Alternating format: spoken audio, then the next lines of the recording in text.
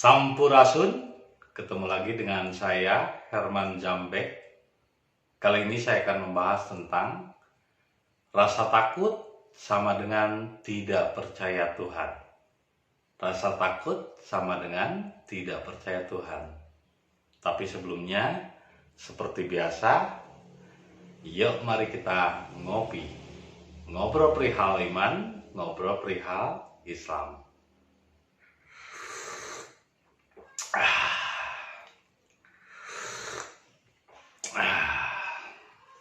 Jadi hidup itu harus dinikmati ya. Corona, kopi jeung rokona. Wah, luar biasa sekali ini rasanya kopi Aceh Gayo. Ini dari teman saya, dari Chaplin, Ai Chaplin, seorang gitaris. Woi. Terima kasih atas kopinya. Rasa takut itu justru adalah orang yang tidak percaya Tuhan. Tapi sebelumnya seperti biasa, saya selalu menyarankan kalau bagi mereka yang memiliki paham yang belum nyampe ke arah kesadaran diri, masih mengkaji orang lain, masih mengkaji kitab, masih di ranah syariat, tolong jangan nonton video ini. Nanti Anda akan salah paham dan akhirnya timbullah fitnah. Sedangkan fitnah itu lebih kejam daripada penumbuhan. Fitness itu lebih kejam daripada penumbuhan. Fitnah itu lebih kejam daripada pembunuhan. Ya, jadi kalau Anda yang belum dewasa, belum balik cara berpikirnya, skip saja video ini ya. Ini tayangan khusus bagi mereka yang sudah dewasa, sudah tenang, sudah tidak marah-marah lagi. Ya, ini kajian hakikat, bukan kajian syariat. Ya, karena di dalam tingkatan syariat justru yang digembor-gembor itu ketakutan, takut neraka, takut azab, takut Allah. Takut Allah. Itu yang saya membuat aneh gitu. Kenapa orang bisa takut sama Allah? Apakah Allah itu menyeramkan? Apakah Allah itu sadis?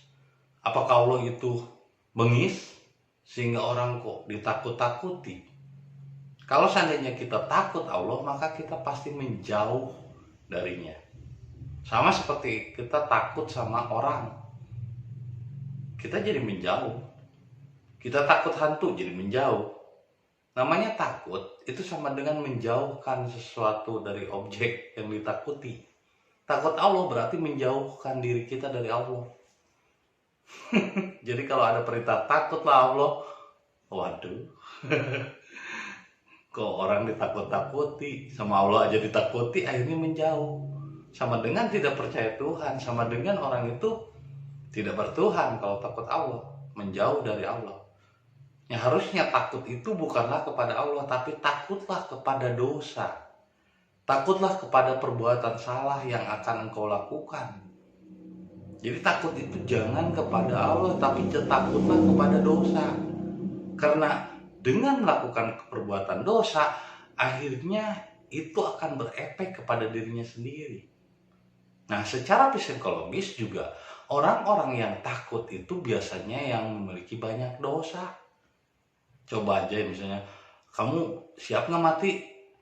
Wah, saya belum siap karena saya merasa banyak dosa. Jelas, orang yang takut itu karena banyak dosa dan karena jauh dari Tuhan. Nah, kalau orang yang dekat dengan Tuhan tidak memiliki rasa takut, dia selalu berani. Bahkan mati pun dia berani. Karena apa? Ya karena hidup dan mati juga dia kan bukan dia yang atur. La haula wala quwata illa billah. Segalanya diatur sama Tuhan. Kenapa takut? Nah, hidup kita aja lahir telanjang kok tanpa apa-apa. Kenapa kita takut miskin? Takut tidak ada teman, takut diambil harta oleh orang lain. Ini banyak orang yang masih takut. Dan orang yang masih takut artinya adalah orang yang tidak percaya Tuhan. Orang yang dirasuki rasa takut artinya orang tersebut serakah. Jelas Kenapa saya sebut takut? Seperti misalnya kejadian baru-baru ini, ya, ada orang yang merasa takut. Nanti tebingnya runtuh kalau digituin. Kenapa mereka memiliki rasa takut? Artinya karena dia berpikir segala sesuatu dipandang menurut pola pikirnya. Segala sesuatu dikhawatirkan oleh pikirannya. Orang-orang seperti itu tidak memiliki rasa ikhlas, tidak memiliki rasa ketenangan dalam jiwanya. Dia selalu diliputi oleh kekhawatiran, was-was, tidak tenang. Kenapa tidak tenang? Karena terus berpikir. Padahal Islam itu artinya berserah diri. Lagi pula kalau kita serahkan kepada Tuhan, ya nggak ada rasa takut, rasa khawatir. Rasa takut, rasa khawatir itu justru timbul dari pikiran. Rasa takut itu timbul dari pikiran. Karena pikirannya tidak berserah diri kepada Allah. Karena pikirannya diliputi oleh rasa khawatir, itu karena diliputi oleh rasa takut dan rasa dosa-dosa, kemelekatan yang ada dalam dirinya. Biasanya orang-orang yang memiliki rasa takut itu adalah orang-orang yang kikir, orang-orang yang pelitnya minta ampun. Jadi kalau disuruh untuk berbagi dengan orang lain, dia nggak mau, takut dengan berbaginya itu dia jadi miskin. Padahal justru kebalik, orang yang sering berbagi dengan orang lain hidupnya akan kaya dan makmur karena rezekinya itu lancar, seperti paralon, rezekinya ngalir. Maka dia berbagi dengan orang lain, maka semakin besar rezeki yang diberikan Allah. Ketika bersyukur, fa idza syakartum lazidanakum wa idza kafartum innallaha adzabul sadid. Ketika kamu bersyukur, maka ditambah rezekinya. Bersyukur di situ bukan alhamdulillah dapat rezeki, bukan. Bersyukur itu berbagi rezeki dengan orang lain, maka ditambah rezekinya oleh Allah. Tapi ketika dia kufur, tidak mau berbagi rezeki dengan orang lain, itu karena takut. Jadi kekufuran timbul dari rasa takut. Orang takut neraka, takut azab, takut ini, takut itu. Sampai ada kalau suatu obrolan, ketika misalnya ada obrolan rakyat-rakyat kecil yang menilai tentang para pejabat atau orang-orang pejabat-pejabat yang korup. Mereka selalu bilang, kenapa sih orang itu korup ya? Apa mereka tidak takut katanya? Justru kebalik. Orang-orang yang korupsi, orang-orang yang melakukan dosa, itu adalah orang-orang yang memiliki rasa takut. Kalau mereka tidak memiliki rasa takut, kalau mereka berani untuk jujur, maka mereka tidak akan melakukan itu. Kenapa saya katakan begitu? Analogikanya begini, orang pejabat misalnya, dia punya istri simpanan. Dia takut istri simpanannya lari, akhirnya dia terkorupsi untuk memenuhi keinginan dan apa yang diminta oleh istri simpanannya. Karena rasa takutlah, ya, sehingga akhirnya dia nekat melakukan korupsi. Seseorang misalnya takut miskin, akhirnya dia melakukan apapun caranya agar dia tidak miskin. Justru karena rasa takut yang membuat orang mampu melakukan korupsi, mampu melakukan perbuatan dosa dan lain sebagainya. Karena rasa takut. Tapi kalau dia tidak memiliki rasa takut, kalau jujur, maka dia tidak akan takut. Karena berani, itu memang harus dengan kejujuran. Karena dengan kejujuran, kita akan memiliki keberanian. Untuk apa takut? Kalau kita takut justru berarti kita tidak percaya sama Tuhan. Nah kalau kita berani, misalnya kayak saya kemarin, ada pegawai yang 4 pegawai yang memang menunggak 1 minggu belum dibayar. Saya menjanjikan, saya membayarnya upahnya minggu depan. Berarti kan semakin berlipat besar. Pada hari untuk haknya mau menuju hak, itu baru pegang uang setengahnya. Saya baru pegang uang setengahnya. Waduh, gimana ya besok? Padahal saya udah menjanjikan hari ini. Tapi karena saya rasa tenang, serahkan saja sama Tuhan. Akhirnya ada hal-hal yang tak terduga di mana Tuhan ikut andil mengetuk hati-hati orang untuk menderma. Karena apa? Karena kita tidak takut. Justru karena rasa takut membuat orang mau berbagi juga nggak jadi, karena takut susah, takut miskin, takut uangnya berkurang, akhirnya nggak mau berbagi. Karena rasa takutlah membuat orang melekat dan selalu dihantui oleh kemelekatan. Akhirnya tumbuhlah emosi, akhirnya tumbuhlah prasangka buruk sama orang lain. Itu semua disebabkan karena rasa takut. Makanya ketika ada seseorang yang mengajarkan Islam lalu menakut-nakuti, itu bukanlah ajaran Islam. Karena ajaran Islam itu justru menyuruh orang agar berani, bukan menakut-nakuti. Di mana-mana yang namanya menakut-nakuti itu setan, bro. Bukan ajaran Islam. Hah? Yang menakut-nakuti itu setan. Suka menakut-nakuti. Nah, setan itu adanya di mana? Pikiran. Ini yang membuat orang merasa takut, khawatir, itu pikiran. Jadi ketika orang takut, artinya dia berarti banyak berpikir, belum berserah diri kepada Allah. Jadi kalau orang banyak berpikir, maka di situ disebutnya kufur. Karena pikiran itu yang menutup rasa diri, yang cover. Jadi justru karena orang takutlah orang melakukan korupsi. Takut miskin, akhirnya korupsi.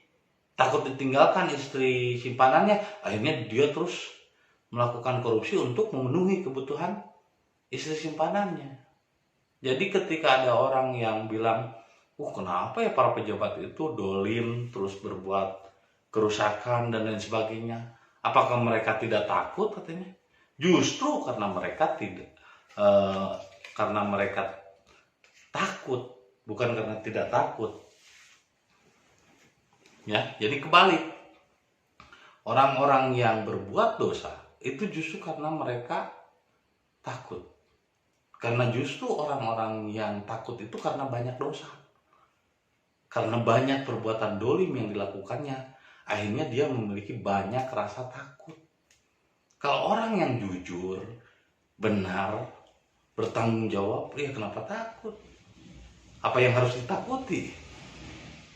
Apalagi dia sudah berserah diri kepada Allah, pikiran, hati, dan nafsunya diserahkan semuanya pada Allah. Nggak ada rasa takut.